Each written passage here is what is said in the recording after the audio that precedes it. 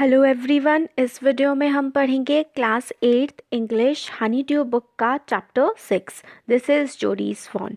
तो सबसे पहले देखते हैं बिफोर यू रीड में क्या है। इसमें है कि कई बार क्या होता है, तो छोटी छोटी कट लग जाता है या जल जाता है हाथ पैर वगैरह, तो हम लोग डॉक्टर के पास जाने के बजाय कुछ घरेलू नुस्खे जो हैं वो इस्तेमाल करते हैं। तो ये जो स्टोरी है, इसमें जो जोडी एक बच्चा है, उसके फादर को काट लिया था एक रेटल स्नेक ने। बिटन का मतलब होता है काट लेना। रेटल स्नेक एक टाइप का स्नेक होता है, काफ़ी जहरीला होता है और अपनी पूंछ से काफ़ी तेज तेज वो आवाज़ निकालता है। तो इस टाइप का वो स्नेक है। तो अगर रेटल स्नेक काट ले और तुरंत ही उस पर किसी डो के हार्ट और लिवर का जो है, हार्ट और लिवर को उस पर लगा लिया जाए उस जगह पर जहाँ पर रेटल स्नेक ने काटा है, तो वो पॉइजन जो है बॉडी से बाहर निकल जाता है।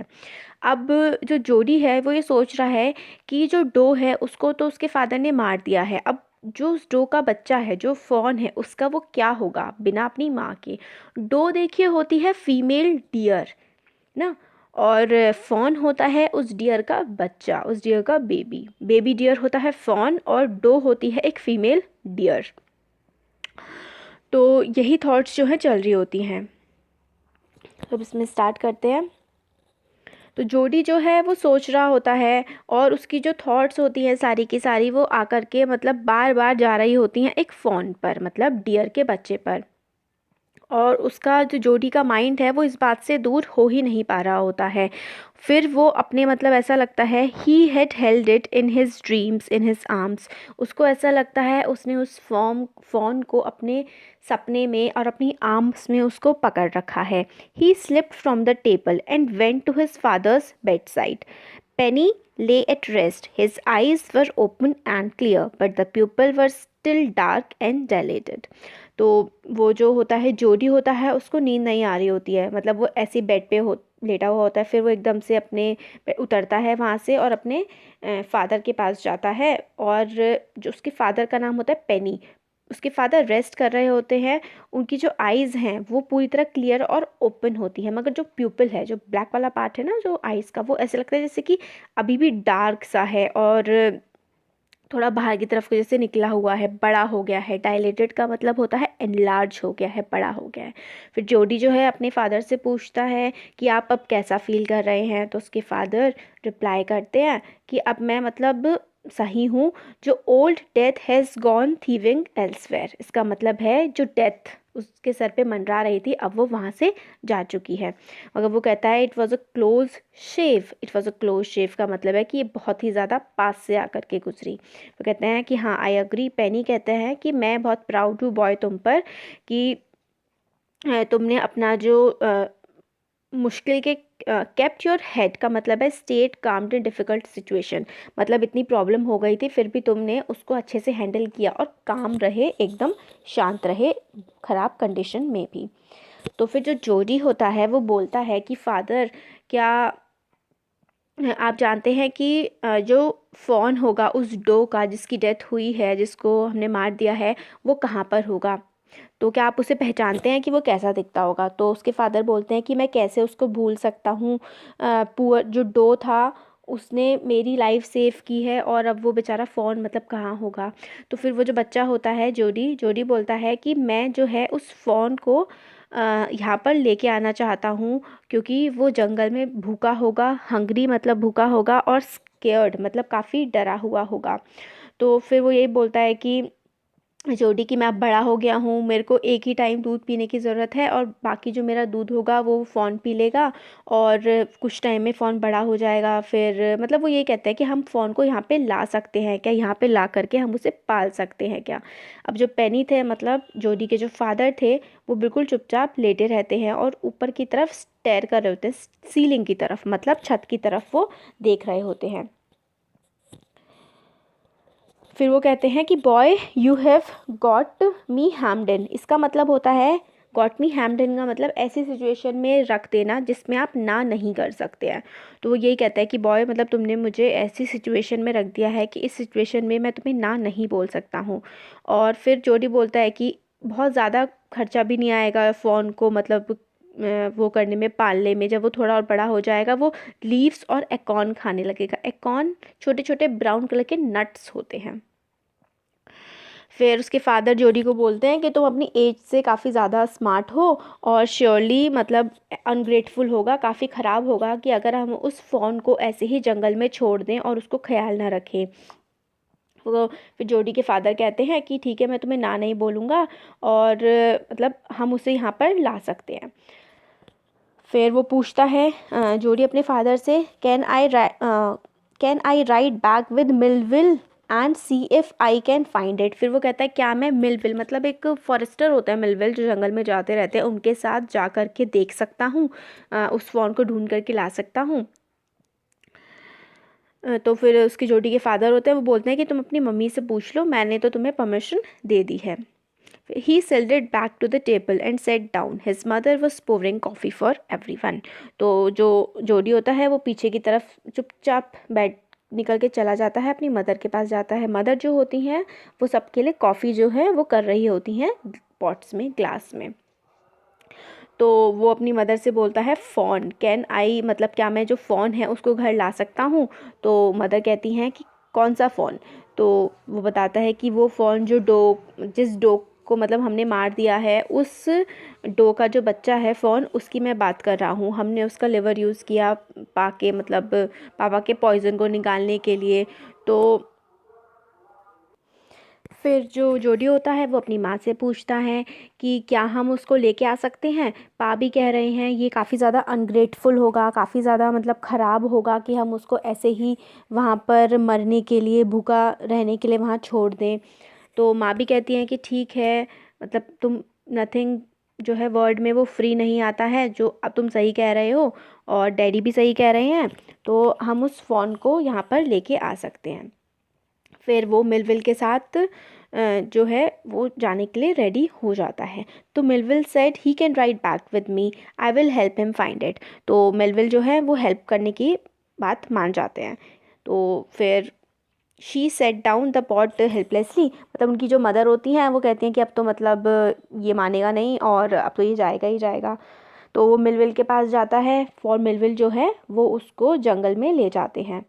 माँ बैक्स्टर आस्क्ड एंशियसली, देखिए जो बैक्स्टर है ना, ये अब इसमें नाम आया है, मगर ये जो बैक्स्टर्स हैं ये इनका सरनेम है, इनका जोडी के मदर फादर का जो है सरनेम है बैक्स्टर।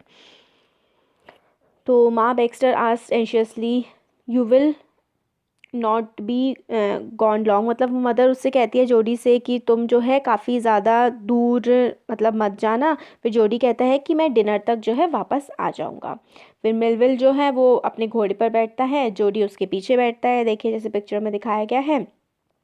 फिर जो जोडी है वो मिलविल से कहता है क्या तुम्हें लगता है कि जो फ़ोन है वो अभी भी वहीं होगा, क्या तुम मेरी हेल्प कर दोगे। तो वो बोलता है कि हाँ वो अभी अलाइव होगा, और मगर हमें ये कैसे पता लगेगा कि वो वही है, हम उसे कैसे पहचानेंगे। तो वो बोलता है जोडी की जो स्पॉट्स हैं वो बिल्कुल उसके जो बॉडी पे थे, वो स्पॉट्स बिल्कुल एक लाइन में थे जो फ़ोन था उस पर, पा ने ऐसा बताया है। तो उस स्पॉट्स को देखकर हम लोग जो है उसको पहचान जाएंगे। अब इसका सेकंड पार्ट जो है उसमें है कि Jody give himself over to thoughts of fawn, they pass the abundant clearing. तो फिर फ़ोन के बारे में सोच रहा होता है, फिर वो वहाँ से निकल रहे होते हैं जंगल में से, जो बिल्कुल ऐसा अबेंडेंट मतलब जो छोड़ दिया गया होता है, क्लियरिंग, ऐसे रास्तों से निकल रहे होते हैं वो जंगल में जाने के लिए। फिर आगे बोलता है he set cut to the north Millwheel, it was up here that Pa got bitten by the snake and killed the doe and I saw the fawn। फिर वो कहते हैं कि ये नॉर्थ वाली जो साइड है, इस तरफ जो है आप चलो, यहीं पर जो है स्नेक ने पापा को काटा था और यहीं पर हमने जो है उस डो को मारा था और फॉन को हमने देखा था। फिर suddenly Jody was unwilling to have Millwheel with him, फिर एकदम से जोडी को लगने लगा कि मिलविल जो है वो उस टाइम ना रहे उनके साथ। अगर जो fawn if the fawn was dead or could not be found, he could have his disappointment seen. तो ऐसा मतलब जोडी सोच रहा था कि अगर वो फ़ोन को नहीं ढूंढ पाया जोडी, तो जो जोडी के फेस पे डिसअपॉइंटमेंट होगी तो मिलवील जो है वो उसको देख लेगा, वो ये नहीं चाहता। और अगर फ़ोन मिल गया उसे तो जो मीटिंग होगी फ़ोन के साथ वो इतनी ज़्यादा लवली होगी, इतनी ज़्यादा अच्छी होगी, वो उसे सीक्रेट रखना चाहता है और ख़ुद तक ही रखना चाहता है, किसी और के साथ शेयर नहीं कर सकता। फिर वो कहता है he said it's not far now but the shrub is very thick for a horse, I can make it on foot. फिर वो मिलवील से कहता है जोडी कि अब जो है ज़्यादा दूर नहीं है, जो श्रब है, घास है, वो बहुत ज़्यादा घनी है घोड़े के लिए, अब मैं जो है पैरों पे ही चला जाऊंगा। फिर मगर मिलवील कहता है कि मुझे मतलब डर लग रहा है कि मैं तुम्हें कैसे अकेला छोड़ जाऊं, तुम तो बच्चे हो, तो I suppose you got lost और got bitten by a snake too. फिर वो कहता है कि अगर तुम खो गए या फिर तुम्हें भी सांप ने काट लिया तो क्या होगा। तो जोडी बोलता है कि मैं अपना ध्यान रखूँगा और बहुत ज़्यादा मुझे टाइम नहीं लगेगा फ़ोन को ढूंढने में, मैं जल्दी ही फ़ोन को ढूंढ के आ जाऊँगा। फिर तो फिर जो होता है मिलवील, वो कहता है ठीक है, तुम्हें यहाँ का रास्ता पता है तो मैं तुम्हें यहाँ से चला जाता हूँ और तुम ध्यान रखना अपना, ऐसे करके फिर वो चला जाता है। There and there the tall pine makes a bearing so long Millwheel I am obliged. तो फिर वो बताता है कि इस तरीके से यहाँ पे जो डायरेक्शंस हैं वो हैं, मेक्स अ बियरिंग का मतलब होता है, देखिए, acts as a compass and helps to identify direction. तो यहाँ पे वो जो बताते हैं कि टॉल पाइन ट्री है एक, वो आपको डायरेक्शन ईजिली आप बता सकते हैं कि किधर को, उसको देख के नॉर्थ है कि साउथ है या ईस्ट है, जो भी डायरेक्शन है उसकी हेल्प से बताई जा सकती है। फिर मिलवील जो है वहाँ से चले जाते हैं। He waited for a sound of the hooves to end, then cut to the right. The shrub was still. Only his own crackling of twigs sounded across the silence. तो फिर जो जोडी होता है वो श्रब के अंदर से जा रहा होता है। फिर हूव्स होते हैं, जो घोड़े के पैर होते हैं ना, जब तक उसकी आवाज़ आती है वो धीरे धीरे चल रहा होता है, फिर जब आवाज़ आनी थोड़ी कम हो जाती है वो अंदर की तरफ जाता है। जो जोडी है फिर वो श्रब्स को हटा हटा के जा रहा होता है। क्रैकलिंग ऑफ ट्विग्स का मतलब है जो पेड़ की टहनियाँ होती हैं ना, उसके सिर्फ हल्का, जब वो हटा रहा था उसको जोडी, तो उसके हल्के हल्के टूटने की आवाज़ ही जो थी वो साइलेंस को ब्रेक कर रही थी, वरना वहाँ बहुत ज़्यादा शांति थी। He wondered for an instance if he had mistaken his direction. फिर एकदम से जोडी को ये भी लगता है कि कहीं उसने अपनी डायरेक्शन जो है उसकी गलत तो नहीं हो गई है। Then he buzzard rose in front of him and flapped into the air. He came into a clearing under the oaks. Buzzards sat in a circle around the terrace of the door. देखिए buzzard बहुत बड़ी ज़्यादा bird होती है, काफ़ी बड़ी bird होती है बजर्ड जो होती है। तो वो देखता है कि बजर्ड जो है वो जो केरास होता है ना उस डो का, जिसको उन लोगों ने मारा होता है, केरास होता है जो कंकाल बाद में बच जाता है, उसमें थोड़ा बहुत मांस होता है, उसके चारों तरफ जो है वो बजर्ड, जो मांस को खाने वाली चिड़िया होती है ना, वल्चर्स जैसे कि, वो उसके बिल्कुल किनारे किनारे बैठी हुई होती हैं डो के। They turn their heads on their long scrawny necks and hissed at him.